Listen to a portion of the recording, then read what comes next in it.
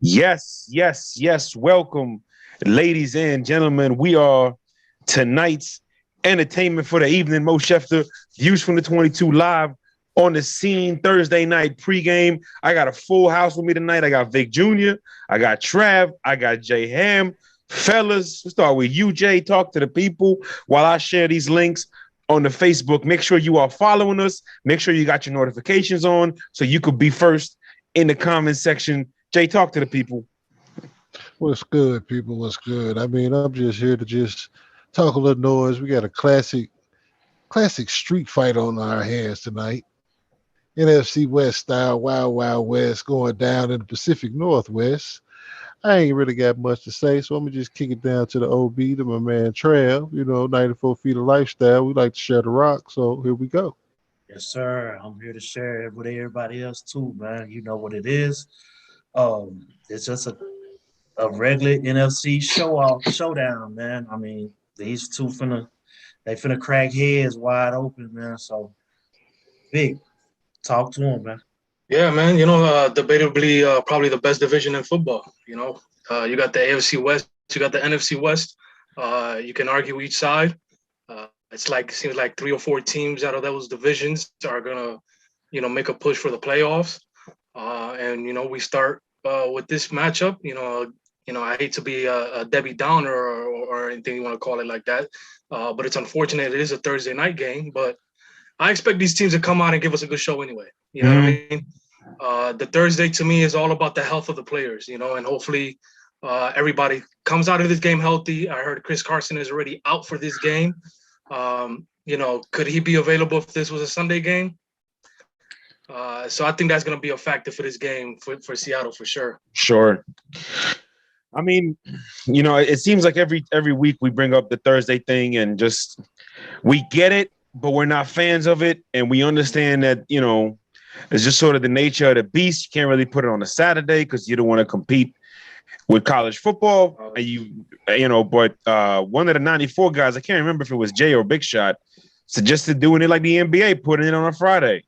That might not be a bad idea, but Thursday just feels like way too quick of a turnaround for these players' bodies. You know what I mean? So always wish the health and safety of the players, no matter the game, no matter the stakes. We do got a big one today, but before we dive into it, we're going to talk about the news of the week. First of all, the Cowboys released linebacker Jalen Smith, highly sought after prospect coming out of college. And then the Patriots, they traded Stephon Gilmore to the Carolina Panthers for a 6th-round pick. Just before we go any further with that, understand how the NFL works, ladies and gentlemen. They did not trade him because he had no value or did not give him away. They were going to release him. They agreed to mutually part ways. And it's common practice in the NFL when a team decides to do that, another team is going to be like, hey, can we trade with you so that, we guarantee we get him? It's usually a very well-communicated thing. And, it's sort of like a etiquette just to give him a 6th-round pick, so to say. I do think Bill is a little petty, sending him to a team that Tom Brady has to face twice a year. I do think that was planned out. But let's start with the Stephon Gilmore news. I think for the Carolina Panthers, it makes them very much legitimate contenders. It makes them a threat to just about anybody. And now you got Stephon Gilmore, C.J. Henderson, and a young kid Jackson in there behind that front seven. I mean, if they start winning games 25-20, 24-19, 22-17, that's a team that nobody's really going to want to face going down the stretch. So let's open it up, Vic. Your thoughts, how impactful, how significant will the Stephon Gilmore trade be to the Panthers and to the NFL season, really? The first petty thing that I thought about, Mo, at first was trading him to a team that Bill probably thought was he can sell as a contender, but not really. Mm-hmm. Maybe, they look like they're contending now, but by the time we get to week 16 and 17, they might be already, kind of out of the mix. So, I thought that might have been a little pettiness from him too, but that's a good point. NFC South against Tom Brady and those guys, they still got to face him 2 more times. So That's a good point there. But yeah, I mean, Gilmore, we don't know. I personally don't know how much he has left. If he has anything left, if Jerm believes he has about 2 years left. I don't know what your assessment of him is. But I think that it's a big move because it's going to help those young players get a lot better, significantly better. Dante Jackson, J.C. Horn, and even, the whole secondary, the whole defense. So that is a big news. And of course, just how long can he play, as well as the health of the rest of the football team. Yeah, I mean, no doubt about it. I mean, look, he's kind of coming off an injury. So that remains to be a question. You remember what happened with Darrelle Revis when he got injured late in his career, never really was the same after that. So we'll see, we just got to see. But no doubt about it, he's going to have an impact on those young corners and that young secondary overall in terms of coaching and whatnot. Trav, you the resident Bucks fan. The Panthers, we kind of been talking about them for about 2 years now. You on mute, so make sure you unmute yourself before you go. But what's your thoughts here about the Panthers now that it seems like they added 2 starting number 1 cornerbacks to their team in a matter of a week? I mean, your thoughts on Carolina as your division foes on October 7th? Man, we said this. I think this was the last. What was it? Sunday. Mm-hmm. We talked about it Sunday. I mentioned Carolina, young, fast, athletic, and you add Stephon Gilmore to that veteran that can show some more stuff that they already doing. I mean, this is a good pickup for them. Of course, it would have been too good to be true for Tampa to pick them up, but I mean, it is what it is, man. Stephon is going. I mean, when healthy, he's one of the best in the league. Right. So he don't have Defensive Player of the Year for nothing. Right. Carolina, I'm looking forward to seeing him twice. So yeah, I got to see it. I mean, it's going to be a war. Shout out to G.I. Joe. Jay, give us your thoughts, sir. I was actually hoping that y'all did get him down in Tampa. Yeah. Just so just for the reaction portion of it, I like to see grown men cry. That yes. I was waiting for it. But at the same time, but that's because I'm all about heel activity. That's what people have to understand. That's right. You know what I'm saying? I like to see the reaction and they like the bemoaning and they cheating this, that, or either y'all thought y'all gonna get him, which in this case it flipped back, and that's what it was. And he in the same division. Oh, as Jim Ross would say, business has just picked up. Yes, sir. Yes, sir. I mean, definitely heel activity on the part of Bill Belichick. I don't think there's any doubt about it. But like we talked about, man, Carolina, there's a team we've been talking about. Sam Darnold is a guy that, we don't speak French, so Vic is not going to – I don't know how Vic is going to feel about this, but we believed in, deep down inside, we believed in Sam Darnold. Vic just needed to see it. That's all. Vic wasn't just in denial about it. But I need more evidence. You don't worry. You are gonna get more evidence, okay? Don't you worry. He's gonna leave no doubt, okay? Don't you worry. Miss First Lady has just entered the comment section. Jerry Dean is in there. Cooper's in there. Who's J Bar 423? Is that Jorge? That's Jorge. Yeah. Jorge Barrientos. Okay. All right, that makes sense now. Shout out to everybody in the comment section. The next piece of news, and Vic, we're gonna go right back to you on this one because I know you got a lot you want to say on this one. So I'm just gonna leave my little nuggets to after you. Jalen Smith released by the Dallas Cowboys. Certainly a guy that you've kept your eye on, a guy that you've been highly opinionated on. Let's just say that. So give us your thoughts here on the Cowboys, on their decision, on Jalen Smith, on going to the Packers. Just give me your overall thoughts on this whole situation as it transpired this week. Yeah, I mean, of course, Jalen, shout out to him for what he was able to overcome. Season-ending injury or almost career-threatening, in that championship game, last game with Notre Dame. And the Cowboys took a risk, drafted him in the second round, which, is not a bad place. It wasn't the first round. Second round, they decided to take the risk. And, there was a point where the kid did look like he was coming out and going to be a good player for a good 8-10 years. And it's been about 2 years where I've started to kind of question, as I watched the film, kind of question his upside. There was a lot of over pursuing. There was a lot of being confused and not knowing what spots to be in. And it was magnified even more as he started to get slower. He started to get slower. The range was nowhere the same as it was in college. The kid was celebrating too much for my liking. Whether the Cowboys and the Jerry like that stuff, they like the shows and stuff like that. But when you got a first and goal situation and you make a stop to make a second down and you're doing a whole rolling pin 10 yards behind the quarterback, behind the line of scrimmage, and then you give up a touchdown on the next play, that's not the kind of guy that I would like on my football team. Again, I'm not questioning his character. Sure. Seems like a great kid, but at those moments, celebrate when you get off the field. You see what I'm saying? When you make the full stop, then you celebrate. I might, it sounds like me going about the Yankees celebrating their little wild card game and losing. But hey, I mean, that's just how I like, man. Listen, there's a time for everything. You're professionals and you're there to win a football game or a baseball game. So, but it's just not good for the culture. And shout out to Jerry. Jerry's kind of been on my side about this. Thanks to Jerry again for showing up on Sunday. That was a great little nugget we had there on our show on Sunday. Him showing up there in AT&T Stadium.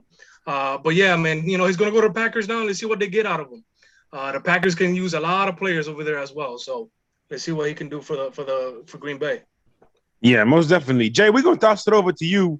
I mean, certainly over the years, you've seen Jerry Jones make some controversial decisions, I guess. But what's your thoughts on this one and overall moving forward for Dallas? Do you think this is a good move for them or something that they might regret really later on down the line? Well, first of all, we established last night on the dish, shout out to the dish, that Vic is like really no fun at parties whatsoever. When it comes to just straight-laced everything. Hey, man, we got to be out of here by 10. Vic, shut the hell up. This will be here. Neither here nor there, though. This thing actually surprised me to the point to where I still don't know what the hell is going on. I'm like, yo, what do you do, y'all? I'm asking, Cowboys contingency. Yeah, no, what's going on? It's a what's mix. not going on? Right. It's like, but in the same token, and when I just sit back and I wait on, just to see exactly what's happening, I'm like, I hate the business of the NFL. Yeah. Mm-hmm. Yeah. Because especially from the player standpoint, and I'm pro player, in professional sports, period, I'm pro player. And so when I see guys, regardless of what the situation is, when their livelihood is affected in that way. Yeah. Well, now, granted, it bounces back up and shows up elsewhere, but the NFL just is that sport to where it's funny to me because it's like the more success you have, the more prone to getting cut. Right. And so that's the thing about it. Like, Vic, just to get the kind of people who might not know or maybe missed it, the Cowboys ended up cutting him. So they tried to trade for him. Nobody really wanted to take, not the player, nobody wanted to take the contract. And the reason with the contract is next year, as Vic detailed his injury history and his injury concern and his long-term health concern, next year he'd have had $9.2 million in injury.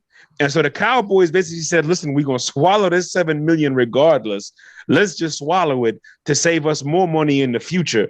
And again, this is what Jay's talking about. And Trav, anytime you want to jump in here, just feel free. But we talked about this a lot, started with the infamous decision by LeBron James, 8 years ago, or matter of fact, 10 years ago now, more than 10 years ago, being that, number one, the player always got to do what's best for him because these teams really only see you as an asset and nothing else. And number two, especially for these NFL players, man, you got to read your contract. The way these NFL contracts are written up, it may seem pro player. You're going to see the big headline, 6 years, $95 million. when it's really 2 years, 14 million. And that's not even like an exaggeration. And that's Jay, toss it back to you, then go to Trav. But that's exactly what you're talking about with being pro player and doing what's best for him. Right. And especially when you start speaking upon loyalty. Mm-hmm. And we may have to do another show on this one day, especially when we get through on here with us, and just in terms of how free agency truly just changed the overall landscape in terms of how teams are constructed in general. You know what I'm saying? It made it. I think about just the craziest ones like Lawyer Malloy getting cut that time. You know what I'm saying? It was just like, why? Okay, then they go get Rodney Harrison. It's like, oh, okay, NFL business. But it's a complex deal to kind of follow. And then y'all teach me more about it even more because I already knew it was ugly side. Now it's the detailed part of it. It's like, all right. That's why I don't like talking free agency when it comes to football in general. I'm like, yo, I don't, because it's so ugly and disgusts me. It's a personal thing. Go ahead, Trav. Go ahead, Trav. Well, I mean, it's just the business can be good and the business can be ugly. Yeah. The good side, what the Cowboys probably be thinking is they got real confidence in their young guys, Carson, Diggs. They got confidence to be like, well, we can let them go. But the ugly side again is the paperwork. It's the word within the paperwork. What can we do? How can we breach this? I mean, a contract is a contract. It's a written agreement that you have to follow by those rules to comply with that job, with them terms and everything like that. Overall, I just hope both parties did what they had to do to be successful. I don't want to see the Cowboys in Super Bowl, but if that trade makes them good for it, so be it. Jerry Jones, you got lucky.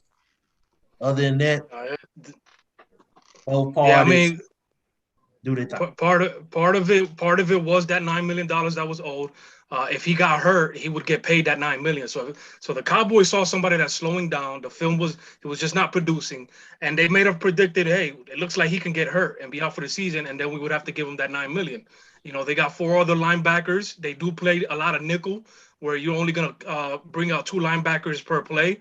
So they have 4 linebackers ahead of him that they felt were a lot more comfortable, a lot better with. So there's just a lot of factors with it. And it's to me, it is what it is. It's just the timing of it. It's unfortunate. Mm-hmm. Well, let's tie this full circle, Vic. Who would you say most influenced the Cowboys to draft Jalen Smith in the second round? That's a good question. We talked about him in the first one. You're the one that told me about it. Which one? What was it? I'm confused now. the old coach in Boston. Ain't you Belichick? Didn't you say? Oh, because he wanted to draft him. Yeah, he wanted to draft him in the second round. Yes. And so Vic thought because of that he duped the Cowboys into reaching for him. Yeah. So here's what I'm tired of song. Go ahead. Yeah, I think because I think the Cowboys had a 3rd round grade on them. Right. And they Bill played with them a little bit. That's not the first time Bill does that stuff, man. No, it's not. He knows how to manipulate the drafts. He could be a better drafter, but he knows how to manipulate a draft. Sure does. You're right So about this that. This way he'll give a damn when they get caught up on something and they lose a 1st or a 2nd round pick. He'll be like, all right, I get it. What I don't catch in the wash, I'm gonna get in the rinse. Right. And we still going to the bowl. I mean, the reason I brought up Belichick, so we talked about Belichick with Gilmore, Belichick with Jalen Smith, and just this contract thing. So remember, the Patriots signed Cam Newton to what looked like a $14 million deal, right? But they cut him before the season even started. So all he really got was $3.5 million, $2 million signing bonus, and the 1.5 roster guarantee. Saved them $2 million in cap space to get rid of him. And when you look at it, the Patriots still had Cam Newton, who started all 16 games for $4.2 million for a year. Still not bad. Meanwhile, Cam Newton thought he was going to come to January, $14 million. He only got 3.5. You say not bad. You say not bad. They got him on a coupon. Jay, that man can't even buy a 4.6 right now, bro. Damn, dude. It's a business. Oh man. Business. We joking. We know Cam well off, and we know Cam is gonna be all right without football. But the overall story is not everybody is Cam Newton. Not everybody's Peyton Manning is gonna get every commercial and endorsement. You know what I mean? Not everybody is Drew Brees. Not everybody's Aaron Rodgers who's gonna get State Farm or Pat Mahomes or Russ Wilson. You know what I mean? Like the guys who are successful in this league in terms of long-term financial comfortability is few and far between. Why you think Teddy Bruschi's still on ESPN? You know what I mean? Well, I give you one even better. But he's just the first person that came to mind. That's all. I give even on our side with the hoop side, and I'm quite sure the same thing with baseball as well. And just professional sports, your primary employer is the one that pays you the most. And then for a lot of cases, even when you looking at NBA max contracts, this, that, and the other, their NBA team is not their primary employer. They're making plenty of bread off the floor, off the field. They've branded them, especially the way that players are branded now. You know what I'm saying? So, and then now it's going to that level on the collegiate level that we could talk about a whole nother time in terms of name, image, likeness, and whatnot. But just of course, it's going to be that ugly side of the game, especially when it comes to football, because there's so much the way that just things are just manipulated and controlled, and they're going to keep that way. No doubt. So shout out to everybody in the comments. Jorge says, if you really think about it, the one aspect that the player won't and don't really understand is the wording in the contract. They understand the sport and the competition, but the verbiage in the contracts is Chinese for many. Well, you're not wrong, Jorge, but that's where agents come in. And that's where agents who have your back come in. And that's where the work that LeBron James and Rich Paul and Rock Nation Sports is doing becomes more and more important to the overall culture of athletes post-sports life quality. Before we jump into the game, anything y'all want to add to this whole conversation? Because this is an important conversation in all aspects of sports. In the I think words, we did a good job covering. In the words of the great Marshawn Lynch, protect your mental and save your chicken. And yo, Trav, I appreciate you because I didn't come with the notes. I don't know what I can't remember the title that Marshawn Lynch just got with the NFLPA, but it falls in line with Rock Nation and Rich Paul and LeBron James and just educating players on financial health, educating players on taking care of that money. You know what I mean? Look, Jay, what's Boston, number 8, Antoine Walker. That man is broke, bro.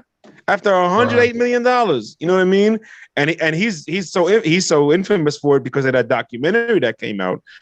But you know, I think it's still important to bring up. It's still important to bring up that documentary. It's still important to just make sure we're constantly educating these young dudes how to manage their money, because Jerry Jones ain't looking out for that. And truthfully, it's not his responsibility to. You feel me? So let's dive into the game. We got 20 minutes to kick off. Matter of fact, I think we got about 15 minutes to kick off. A lot to say. We're gonna cover it quick. We're gonna cover it as with much information as possible in terms of the injury report. Chris Carson, as Vic Jr. mentioned, is out for this game. The Rams are healthy. The Rams are ready to go. Over under in this game is 53.5.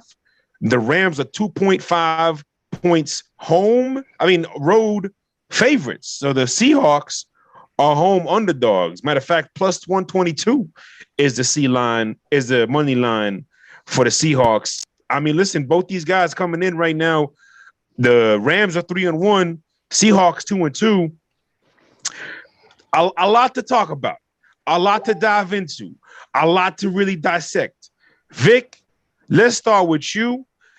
Just be free with it. What you got on this game tonight? Let's open up the table. Just a couple notes that I was able to collect for this game.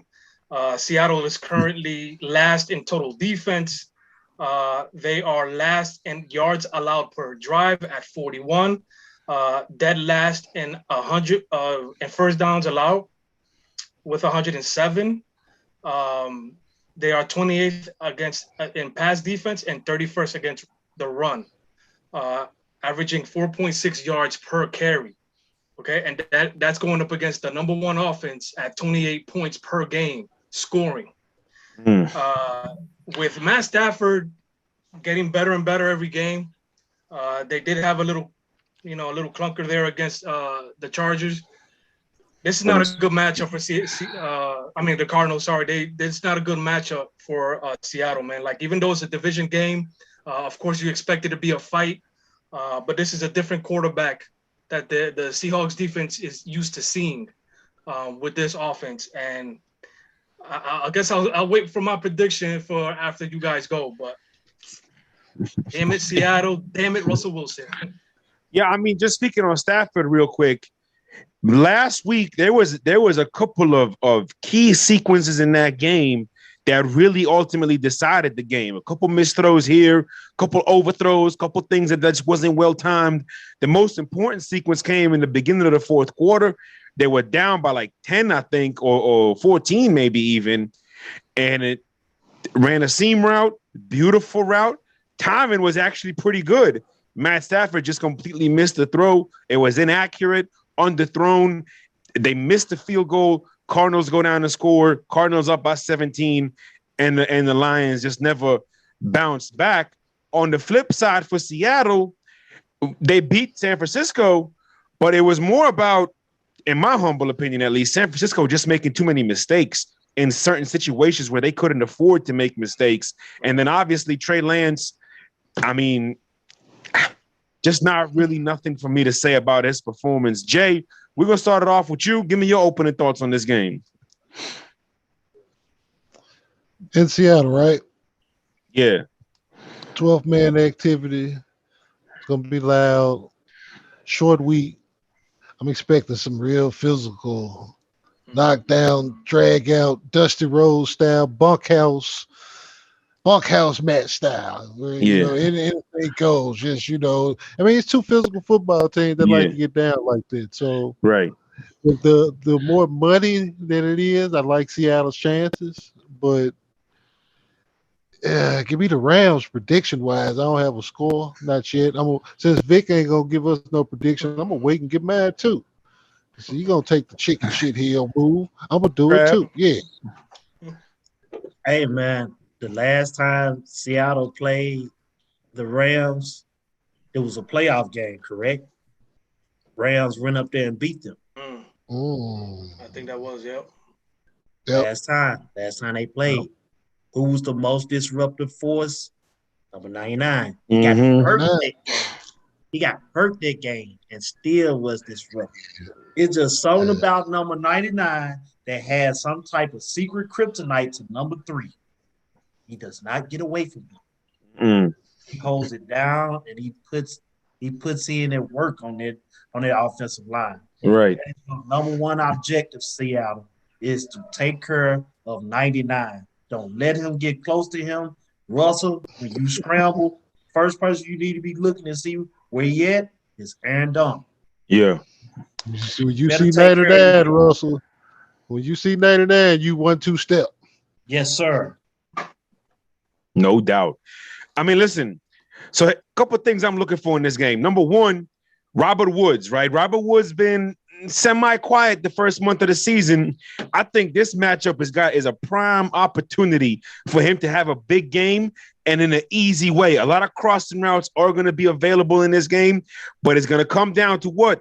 As always, the run game. Everything for the Rams goes off of play action. That has not changed just because they have a new quarterback. Just because they have a quarterback that they can put in the shotgun and spread you out and go no huddle and not necessarily rely on a running game, it doesn't change the fact that Sean McVay wants to do everything out of that play action. Van Jefferson is going to get his. Jason Bezo-Cooper, shout out to you, talking about Cooper Kupp. He's going to get his. He might have 130 yards and 2 tubs, but I think for the one thing we need to see is a Robert Woods game where Stafford and Woods have that comfort level, because at the end of the day, Woods is still your most polished, most veteran, most experienced wide receiver. No offense to Cooper Kupp. Van Jefferson's still too young. Robert Woods is still that guy who I think in the most clutch situations is going to be very important for Robert Woods and Matt Stafford to have a lot of trust and communication with each other, especially as we get later and later down the stretch, because teams are going to start to plan for Cooper Kupp and match up against Van Jefferson. So it's going to be even more important for Robert Woods. Another person I think is important for Matt Stafford to continue to build some time in and relationship with is the tight end. Again, we've seen this Rams offense, when they have a tight end, it is on a different level. When they have a tight end getting the targets, getting the catches, being utilized in different formations, it is on another level. And Matt Stafford, two things he was never been used to in Detroit, a run game and a tight end. Well, he's got both now. They need to start utilizing those things and keeping the balance.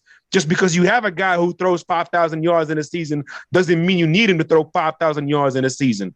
So I think that's the one thing I'm looking for, because neither of these run defenses are very good. And that's where the weakness lies on the flip side for the Rams on the defensive side of the football. Shout out to Alex Collins. He's still cashing checks. Good for him. It's going to be one of those games where he's got to be a workhorse. It's going to be one of those games where, like Trav said, you gotta disrupt the most disruptive person, and you can't. The one thing that I like is when teams are just like, "Hey, man, we're just not gonna block you and hope that you're too fast for your own good." What? And believe it or not, it works. It works. So there is a couple of key things here that could swing the game either way. But the most important one, and it's gonna be the last point I bring up, the Seahawks defense is very, very good when you get in that red zone against them. Very good. One of the best in the league. On the flip side, the Rams are bottom of the league, at least for a team this good to be in the bottom 12 is not very good. So it's going to come down to 6 or 3. And it feels like a yogiism. Shout out to the late great.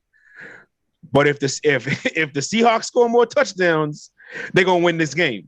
And I say that meaning that if the Rams keep getting down there and not punching it in, it's going to be a long night. And it's going to be one of those nights where you might have to win 19-17, which you don't want.